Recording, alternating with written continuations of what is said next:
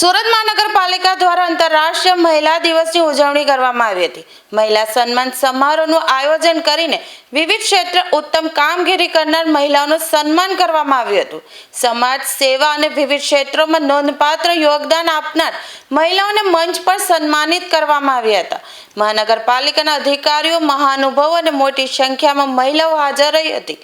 મહિલા સશક્તિકરણ અને મહિલા શક્તિનો સંદેશ આપતો આ કાર્યક્રમ યોજાયો હતો।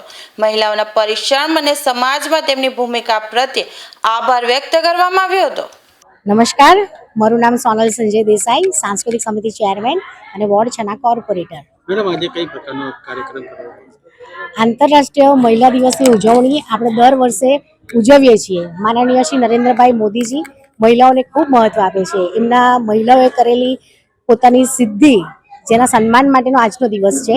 તો સુરત મહાનગરપાલિકા તરફથી 134ની ઉપર બધી બહેનોને ભેગી કરી એમને આમંત્રણ આપ્યું। એમાં કોર્પોરેટરશ્રીઓ, ચેરમેનશ્રીઓ અને જેમણે સિદ્ધિ હાંસલ કરી છે એવા બહેનોને અને એક 95 વર્ષના બેન કે જે સાહસિક અને આજે અહીંયા હાજર રહીને એમણે બી પોતાની સિદ્ધિ દર્શાવી, તો એમનું અને મીડિયાના બહેનોનું અહીં સન્માન કરવામાં આવ્યું હતું અને તેમની સિદ્ધિઓ અહીં એ લોકોને કહી ને એ લોકોના વખાણ કરવામાં આવ્યા હતા।